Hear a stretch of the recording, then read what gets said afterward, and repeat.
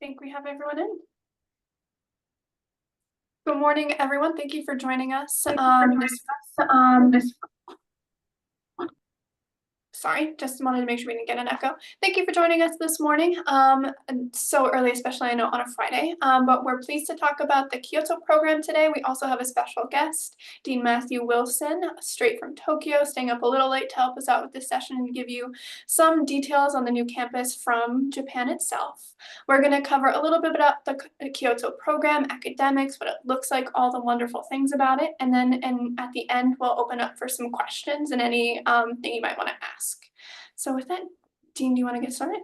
Sure, absolutely. And thank you so much for joining us. It's an exciting time here in Japan as we are opening a new multi-building campus in the cultural mecca, the dynamic city of Kyoto, Japan.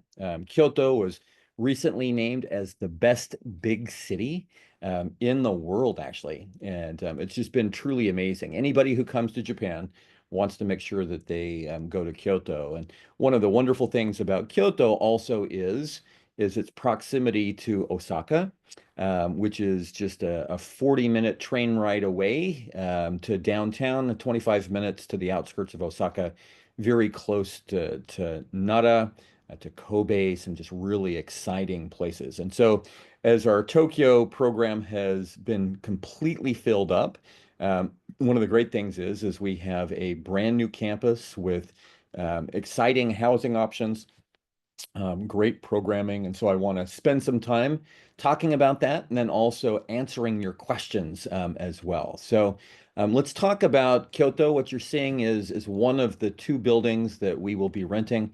It's on a beautiful campus setting. In fact, we've partnered with Seibo Jogakuin in Kyoto. Interestingly, this college, this university is on the headquarters of the former Japanese Imperial Army.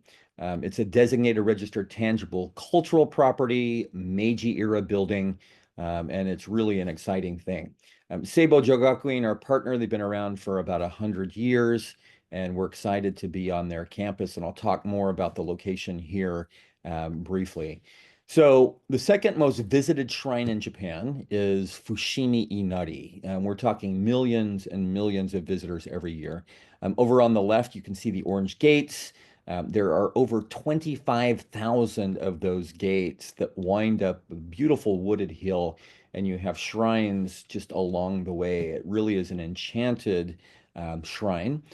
We are on the same street as the Fushimi Inari Shrine, just a 12-minute walk away. So what you can imagine is being in class on a Thursday afternoon, thinking, boy, I want to immerse myself in Japan traditionally. And you can go and you can visit the shrine, do the hike. As you come down, it's almost like it's just a festival city that you can take advantage of as well. So, in Kyoto, you've got history, art, temple, shrines, tea houses, and more. If you're looking for hustle and bustle of a metropolitan area, you've got Osaka that's right down the road, and we're only 2 stops away from downtown Kyoto as well. So you've got the opportunity to spend a semester or even two in the cultural mecca of Kyoto, starting from spring of 2025.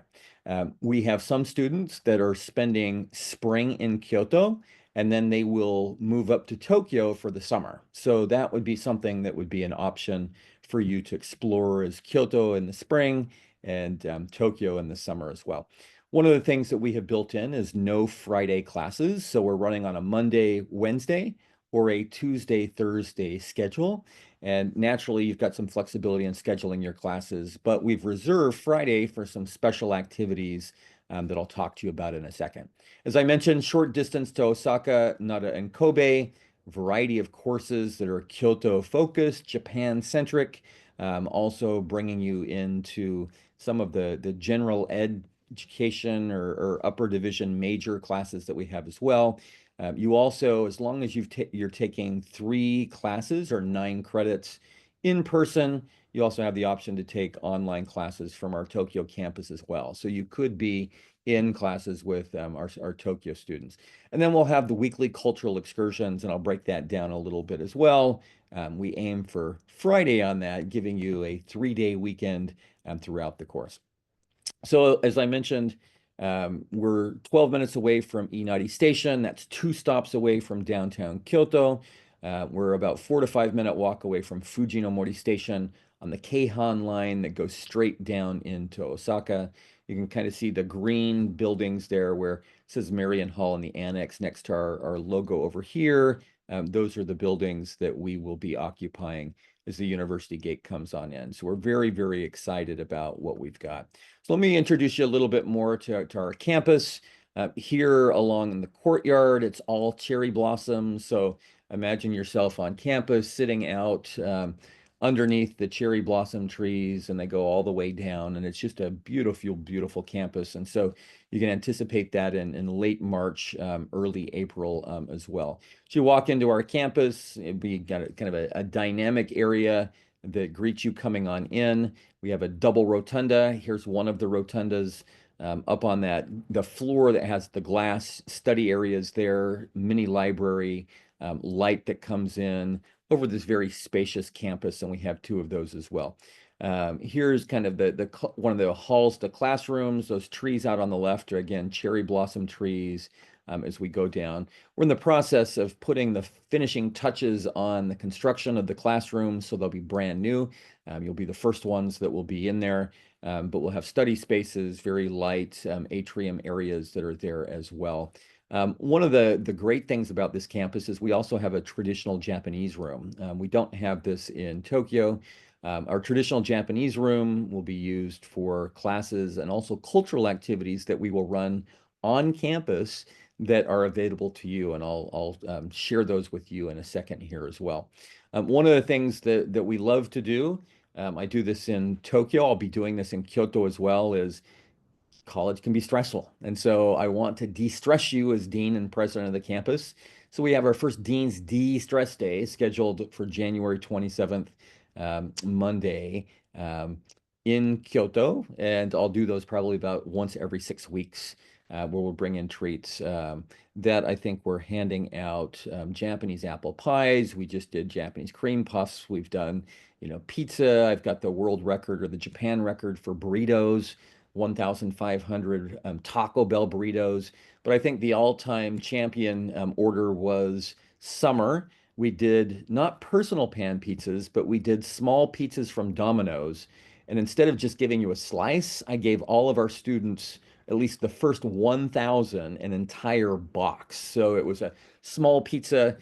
Domino's used 16 Domino's stores to deliver in 90 minutes. And we try and introduce you to leaders of the world. So the president of Domino's Japan was so excited that he made an appearance and interacted and exchanged his cards with our students. And so we'll have some fun in Kyoto as well. We got Executive Director Katsumi Kishida, who we just brought over from Seton Hall.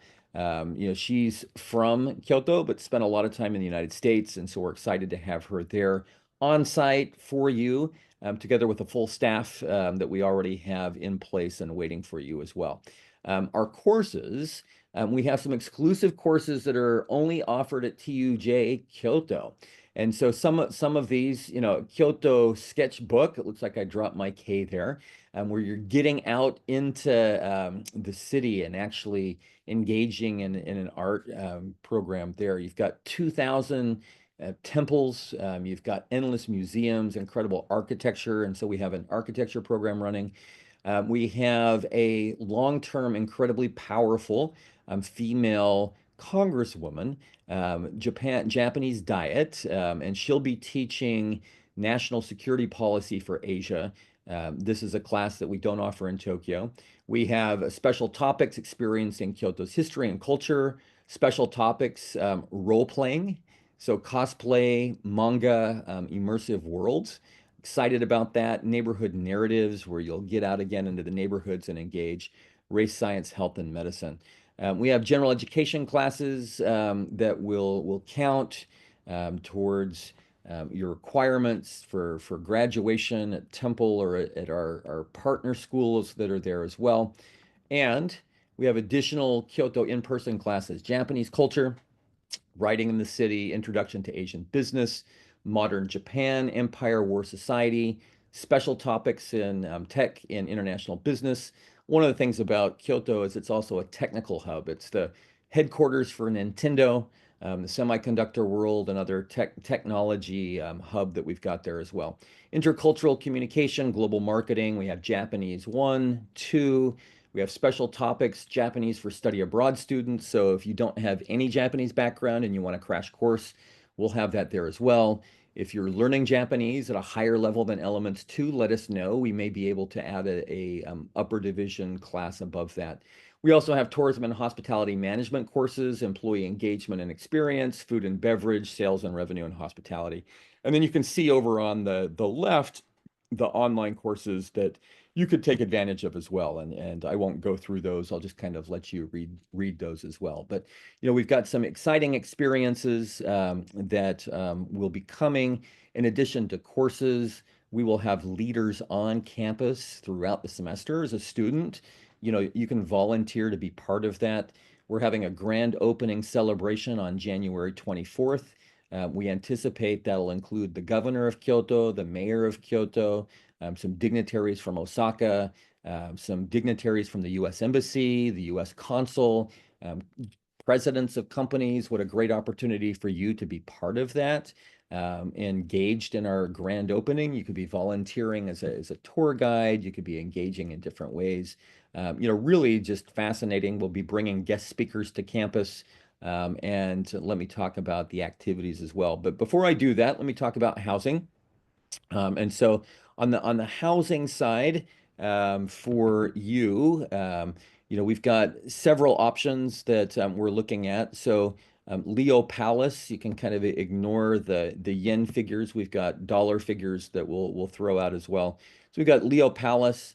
All of our housing are single apartments. And so unlike Tokyo, where most of it is shared housing and single apartments or single rooms are rare, these are all apartments. So we have Leo Palace, it could be a possibility, and we'll take preferences and put people in. So Leo Palace, it's more of an executive type housing. We've got Phostate Kyoto Station, where that's a brand new apartment. This is completely furnished. Nobody else has ever lived in it.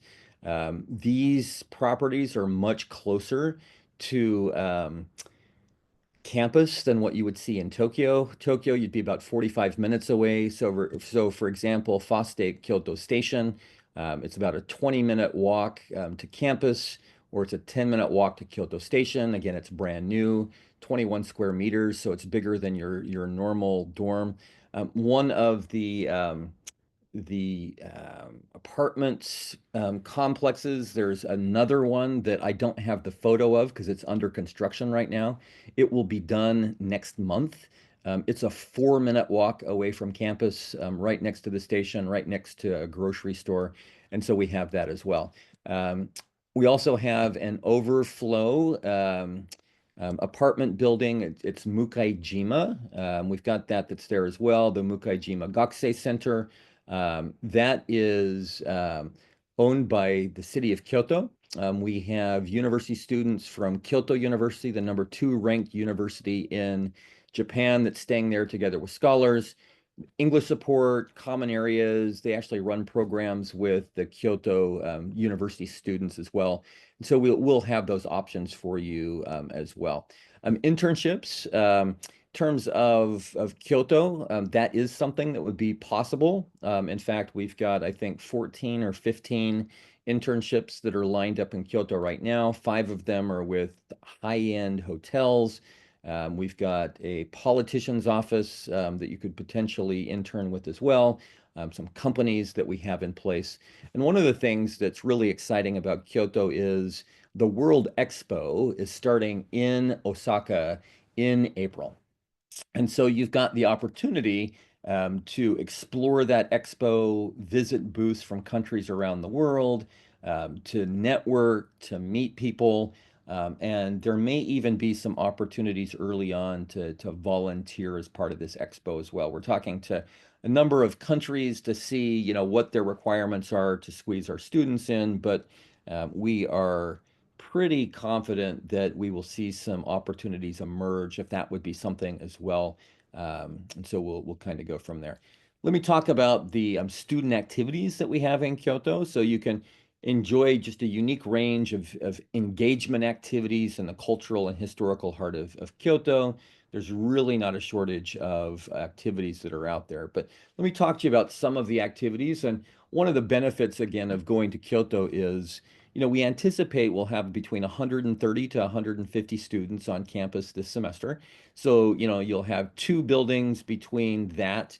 It will be easier to get seats and reservations in our culturally planned activities because you're competing against fewer students. In Tokyo, we have about 2,600 students and limited spots. So, for instance, in 2 weeks, I'm taking a group of students hiking. We have 45 slots. Those filled up like really quickly, literally within 5 minutes. In Kyoto, because of the numbers, you will be able to get into many more of these culturally planned activities. So definitely one of the benefits of going there. But let me talk about a few. There's more, but here are just a number of them. So one is I will be taking a group of folks on a trip to Nagasaki. Nagasaki Prefecture is one of our recent partners. I know the governor very well. So me and my wife, at the invitation of the governor, have agreed to bring students down. And so we're very excited of how that's shaping up. There will be interaction with folks in Nagasaki as part of it. It will be overnight.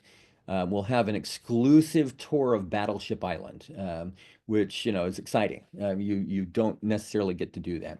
Another thing, maybe spend the night in a traditional thatched house nestled in the mountainous heartlands of Kyoto Prefecture. And so you can kind of see some photos there. Again, very special. Or go and soak in the waters in the historic hot spring town of Kinosaki Onsen. Our student engagement team in Kyoto, outstanding. Adam, we just hired away from the city of Kyoto, and he has been planning all of these. Has kind of insider knowledge and insider contacts, and so we're very excited about that. We also, around Kyoto, will have traditional Japanese arts in our own Japanese tea room. So you'll have tea room, you'll have ikebana, which is flower arranging. We'll do tea ceremonies. You'll be able to do sumie, so kind of the Japanese, painting that's there. We also have formed relationships with Kyoto crafts at historic venues. So fabric dyeing, woodblock printing, chopstick making, and more. If you were to do this on your own in Kyoto, particularly with how many tourists are in Kyoto, I mean, you're looking at, $100 or more for something like that. But, we've been able to form relationships to get you in the back door per se. And then one of the things we like to do is to go a little more traditional.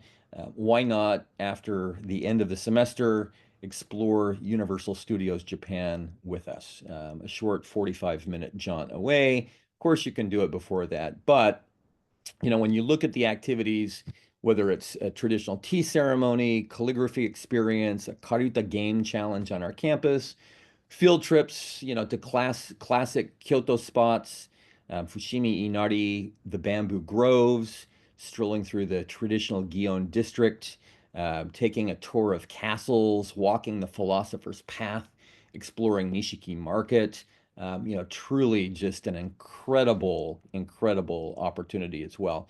We'll have community service activities, and so we're excited to engage with the government of Kyoto as well. They've also talked about, and hopefully we can get it into play as you come, being guinea pigs for the Kyoto government in terms of being a guinea pig on a tourist site, in terms of, okay, what did you like, what didn't you like, be able to work with that. We also have a special program if you're interested. This is a 3-credit class, actually. It's we have in Tokyo an emerging leaders program that's designed for freshmen, incoming students. where we have the students interact with leaders. You learn leadership, you live leadership, and you engage with leadership. And so you meet different leaders, you get to network with them. Part of, your grade for the class, it's not a test, it's not necessarily an essay per se, but it's planning an activity that's positively going to impact the campus together with teams. And so you'll be able to do that. We also look for opportunities to plug you into the community. So here's one example. You can see in that photo to the right, a very distinguished individual in green. That is an imperial princess. And we were able to form a relationship with her. She invited our Emerging Leaders Program participants to join her at an imperial gala. And that involved leaders from the Japanese government, from the American government, from ambassadors to high-level corporate officials. So our students came in not only to be at the registration desk and to hand out gifts and to take business cards, but the princess wanted our students to be rubbing shoulders, literally, with all of these folks. And so she positioned our students at the tables, actually eating next to these distinguished guests. And so it was quite not only exciting for the students, but one of the students became good friends with the ambassador from Spain to Japan. I mean, where is that going to happen, right? And so not only did they become great friends, but the Spanish ambassador said, hey, you ought to bring all of your friends to my house for dinner. So actually, about 6 weeks ago, the entire emerging leaders class went to the residence of the Spanish ambassador, and they had a full course meal together with the ambassador. And so these are the things that we look to do. The head of our Emerging Leaders Program, William Swinton, was so excited about the Kyoto campus. He's been with us for 25 years, but he said, I want to be in Kyoto. I want to teach leadership. And so our Global Leaders Program in Kyoto is open to you. It's open to study abroad students. It's open to local students. And so you can come together. There'll be 30 slots, and it'll be just quite the experience as well. So if you're interested in that, we can send out details, and you can submit your interest and hopefully get into that program as well. One of the things that I wanted to talk about was scholarships for students going to Kyoto. Because this is the first semester, we are excited to offer everyone a $1,000 special Kyoto scholarship. And that's separate from anything else that you might receive or might have received as well. And so, as we go through that, we're really excited to have folks in Kyoto to be able to go ahead and do that as well. So I will pause there, see if our colleagues in Philadelphia have anything that they want to add that I missed, and open it up to any questions that you might have. If you want to pop it in the chat, if you just want to unmute yourself, we can go ahead and take questions that way. But I'm excited to answer your questions and introduce you to the magical charm of Kyoto.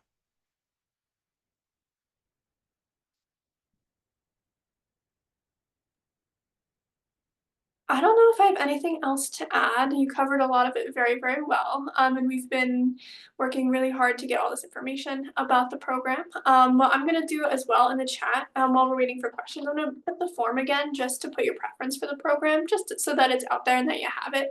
But it does look like we have a question from Molly. Do you or will you have summer programs in Kyoto? Yeah, so with Kyoto, it's a permanent campus, and so we will be running programs in spring and in summer and in fall. So you've got the option to do any of those semesters. If you wanted to do multiple semesters, that's something that we offer as well. For spring, naturally, we start in January, and that will go through the end of April. Our summer semester is 10 weeks. So instead of just like a 2 or 3 week experience, you get the full experience. That will start towards the end of May, and that will run through the end of July. That is festival season in Kyoto. One of the great things about Kyoto that I left out is there's festivals that are going year round. And these are festivals that have hundreds and hundreds and hundreds of years of tradition that's there as well. And so you've got the winter and spring festivals in summer, those really ramp up as well. And then you have fall that would be there too. So that would be one thing that you can do as well. Looks like Jonah, we have a question from you. Thank you. How would you go about switching from Kyoto or Tokyo to Kyoto? Sorry, the student from Marist. I think you just need to let us know. Is that correct? I think so. I put it a little bit in the chat just so he has it. So let us know. But I also would check with Maris as well, just to make sure that the program's still approved. It should be. But let us know on that form there. The form does not take very long. I promise it's not a pop quiz. It's just marking your first preference. Does that help, Jonah? Awesome. Great. One of the questions that I received separate from this was, what about exploring Tokyo? One of the great things about being in Kyoto is literally it's a straight shot bullet train. So on the Shinkansen, very easy. Literally about every 7 minutes, there's a bullet train that's going up to Tokyo. The fact that you don't have Friday classes, whenever you want to come up to Tokyo to explore, literally, the campus 2 stops away from JR Kyoto Station, and then boom, you're up. It's 2 hours literally to get into Shinagawa, a little less to get into Yokohama. So you got the ability to go up and explore, Tokyo as well. So that's just another thing to kind of consider as well. Other questions that anybody might have? All right, there's another one. Okay, great. Thank you, Jonah. Appreciate that. Anything else you're curious about the program? It doesn't have to just be a question. Any like topics that you want to know a little bit more about either? Anything even about Japan? That's true. He's reporting live from the scene, so definitely can help. Happy to do that. As you're thinking about some other questions, I'll kind of throw that in. So housing options on campus. So the housing options, as I had previous, we've got a new building that's coming online that's about a 4-minute walk away. Campus itself is just academic buildings. Another one, and that's a brand new building that'll be finished next month, actually. The Phostate building that I showed, that's just a 20-minute walk away. If you have a bike ride, it's probably less than 10, I would think, along those lines. It's pretty close to downtown Kyoto that would be there. The other building that we have, it's probably less than 30 minutes away, particularly if you're doing that. So, by comparison, if you're in Tokyo, all of our buildings are 45 minutes away, if not a little bit more. So these are a lot closer. Particularly the one that's only 4 minutes, or the one that's like a 20-minute walk away too. So that's kind of where housing is. It's interesting with most Japanese universities, or most universities in Japan, they just don't have the space, and they don't have the culture of having dorms on campus. Even the large universities that are 30,000 students, they just don't have dorms. So, we probably have more dorm rooms than one of our partners that has 34,000, because we're catering and making sure that things are there as well. So, and I keep on saying dorms, but I've got to get out of that habit, because in Tokyo we have dorms. In Kyoto we have individual apartments, with your own furniture and cooking area, that as well. So one of the things that I can also talk to as well is, I mean, the cost of living in Japan is much less than the cost of living in the United States. In any big city, even other places, it's just incredibly affordable. And you can save money on living expenses by being here. I can also tell you that Kyoto is less expensive than Tokyo. And so that's another benefit to being in the Kyoto stage. But, even eating out, I had a nice meal today.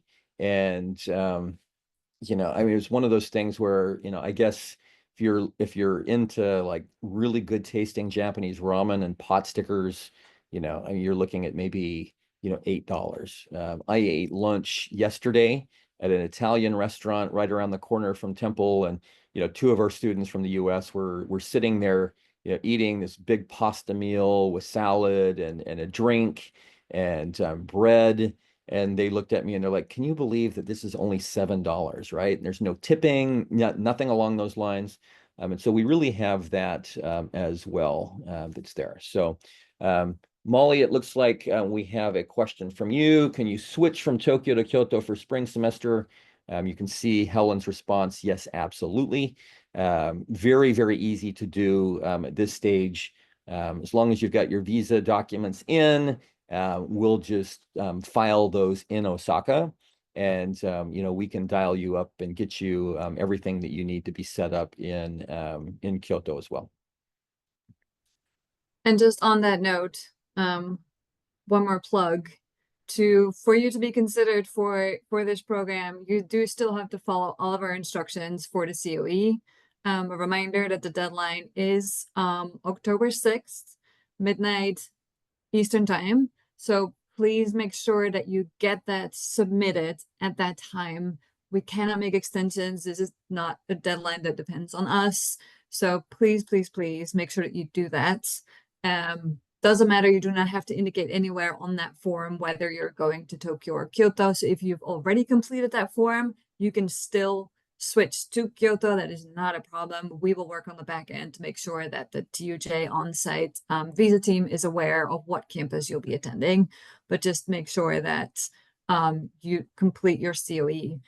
The Tokyo program at the moment is nearing capacity. So if you would like to be placed on a waitlist for program range housing, you can do that. If you click on the form that Helen put in the chat, you have a few options. If you are a Temple student, Nina, I cannot tell here by just looking at your name, but if you're a Temple student, you are also allowed to find your own independent housing. So if that's something that you're willing to do, then you can still participate in the Tokyo program. If you are not a Temple student and your home institution allows you to pursue independent housing, that is an option. If your home institution does not allow it, or if you do not want to find your own independent housing, you can either be put on a waiting list, or you can switch to Kyoto, where you'll have guaranteed apartment housing. Your other options, again, on that form, your options are listed there. More details are available in the email we sent out yesterday. But you can also switch to summer or to fall. Just kind of let us know. Let me go back up to Lewis, your question. You're from Case Western. So I just have to give you a shout out there, not only your question, but I was president just down the road at the University of Akron, about 30 minutes away from you. So very familiar with Case Western and the Cleveland area as well. So hats off. So one of the things in terms of renting rooms in Tokyo, one of the challenges there is short term. So if you're coming in, most of our students at the Tokyo campus are 4-year degree students, where they're either transfer students or they've started out of high school and they're pursuing their Temple degree on campus. And so they're here for a year, 2, 3, 4.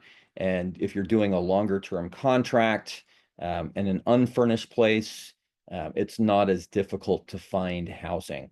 There's a couple things. One is Tokyo and Japan in general, Kyoto in particular, are super hot destinations right now. And so you've got a lot of people that are coming in and competing for housing. In fact, my landlord today just notified me that my rent is going up 17.5%.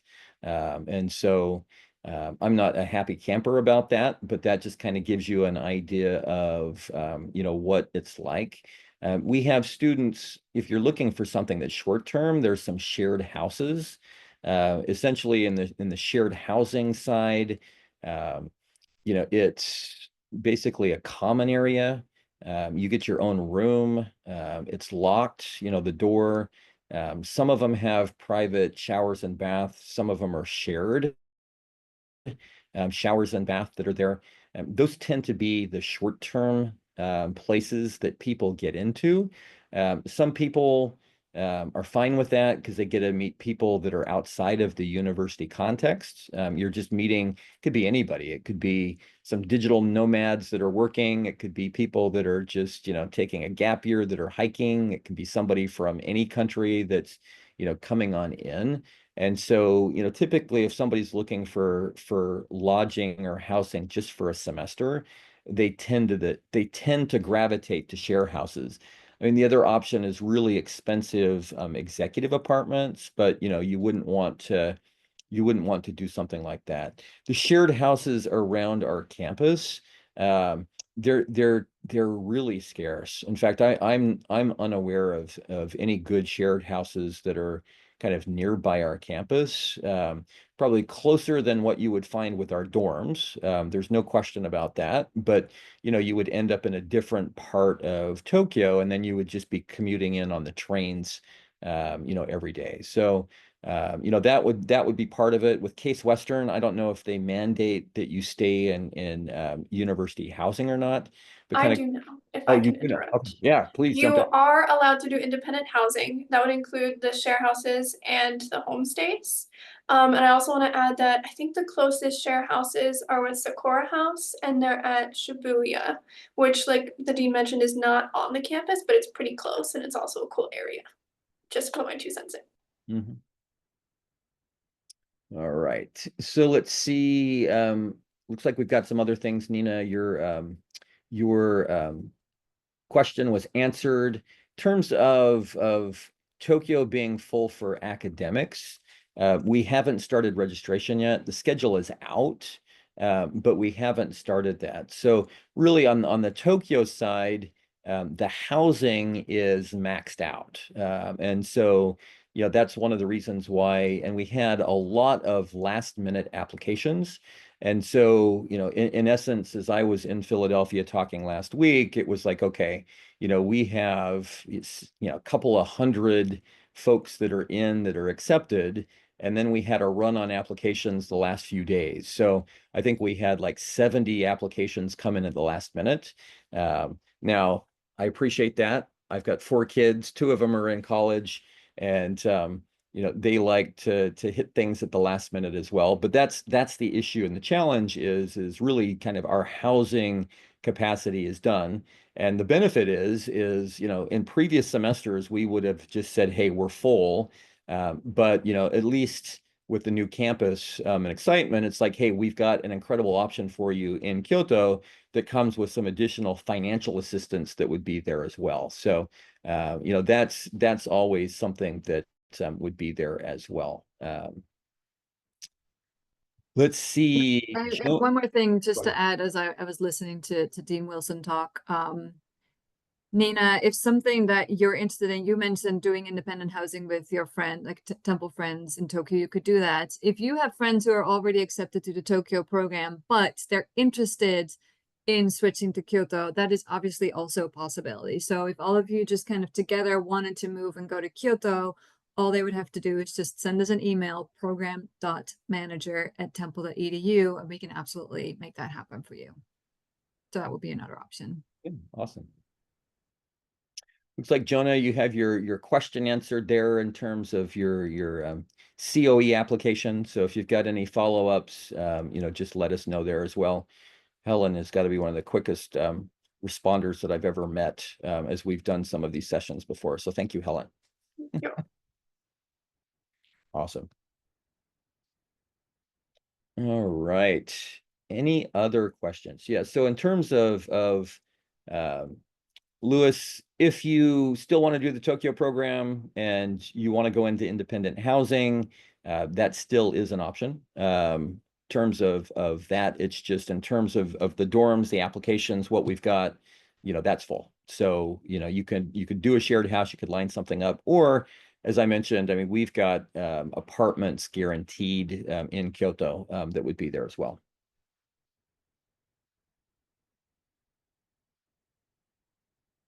All right. Thank you for that comment, Nina, as well. If there are others that are out there, we can definitely let you know. One of the one of the things as well is, again, it kind of goes back to the short-term housing. You know, you can team up, you can kind of be together, but it's just going to come down to kind of availability in those share houses that would be there as well. Another thing I want to add about the share houses too is they're really popular with other Japanese students and young professionals. So even if you're not with someone else on the study abroad program, you're in a community of people around the same age, around the same life phase, doing a lot of probably the similar things. So it's also good to have community in that way too. Yeah, the one downside with some of them, you know, just kind of pros and cons is the walls can be thin, and everybody kind of has different lifestyles. And so that's one of the things is some people really like them for the community reasons, but other people, it's just like, they're not quiet enough. You know, somebody's up at 3 or 4 and I can hear their phone or their TikTok or their music going on, because they tend to be kind of like refurbished Japanese buildings that have a little less sound insulation in between walls. So that's just something as well to kind of compare with, and to kind of think through along those lines. Airbnbs, just so you know, are not as popular here in Japan. And part of that is the government restricts Airbnbs. And so you got to hit certain things and kind of jump through a bunch of hoops for them to actually be legal. And again, just because of demand, they tend to be much more expensive. And so that's one thing with the Airbnbs. If you go out and you're willing to commute a long way, the price of those will drop. But you know, the closer you get into town, which you know Shibuya is kind of the center or one of the centers, I guess. You know, the price is going to go up, whether it's a shared house or whether it's an Airbnb or anything like that as well. So just some other kind of housing tips for you. We've got a bunch of people, staff and faculty that commute in from an hour and a half, 2 hours out. We have some people that live on the beach that kind of come on in as well. So you know, it's just a mega city, and you know, it's just depending on what your preferences are. But please know, you know, we're here to support you. You know, you've got options that are out there as well, and you know, we're excited whether it's in you know Kyoto, in university housing, university arranged housing, which is very easy and simple, or you know whether it's in an independent housing up in Tokyo. You know, really an exciting time awaits for you. Just of note, you know, I found Japan when I was 19. And as I tell folks, you know, I was just an average, ordinary kid named Matt that grew up in the Rocky Mountain region. And being in Japan truly transformed me and my life. I never thought that I could learn a foreign language before I came to Japan. It's not like I had taken university classes, but you know, the people here are incredible. The culture is just fascinating. The food is outstanding. You know, super affordable around every corner. There's a new adventure. I can just tell you from my interaction with Tokyo or Kyoto, everybody falls in love with the city that goes there as well. Of course, Tokyo is fascinating too. That would be there, and you know, in terms of Jonah, kind of to your question as well, it's incredibly easy to get between Kyoto and Tokyo. So 2 hours on the bullet train, and so I mean that's very easy. If you want to do something a little more affordable, we have students that take overnight buses. I think, you know, the overnight bus is probably like $35 or $40, like one way. You know, the bullet train is probably, I guess at this point in time, maybe $120 one way. And just, you know, incredibly easy to navigate to get up there as well. So very, very easy. In fact, we joke, it's almost easier to get from Kyoto to Tokyo than it is to get from various places within Tokyo. It's a fast train, so I think that's part of it as well. All right. Dun, dun, dun. So, I mean, in terms of you know, Lewis, to your question, in terms of amateur fighting and boxing and kickboxing that Japan's famous for. I'm not 100% sure. I'll just tell you that. But my guess is, just from what my experience in Japan, that there's an incredibly active community in Osaka. And Osaka, again, is just a really short, very affordable train ride away. And so even if you can't find it in Kyoto, which I think you probably can, there would be a lot of options for you in Osaka. And literally, I mean, we're right on the cusp of Osaka. And so that's something to think about as well. Nina, in terms of Kyoto, if you did Kyoto in the spring, and you wanted to do Tokyo in the summer, I will make sure that you get into Tokyo for the summer. I can pledge that to you. And, particularly, if you told us, hey, I want to go in summer, we'll hold a spot for you. And, even if you changed your mind later, that's fine. Right. I mean, I would just say, hey, I'm going to do Kyoto in the spring. I'm going to do Tokyo in the summer, and then we'll make sure that you've got that is done as well. So that would be very easy for us to do. And all you would have to do is just, again, let us know, send us an email. Exactly, like Helen said. Well, thank you all so much for coming. We need to wrap up right now. It is very late in Japan. So again, Dean Wilson, thank you so much for attending. Any follow-up questions that you think about later, just send us an email to program.manager@temple.edu and we will get a response to you as soon as possible. We do get a lot of emails these days, so it may take us a day or two, but we will get back to you for sure.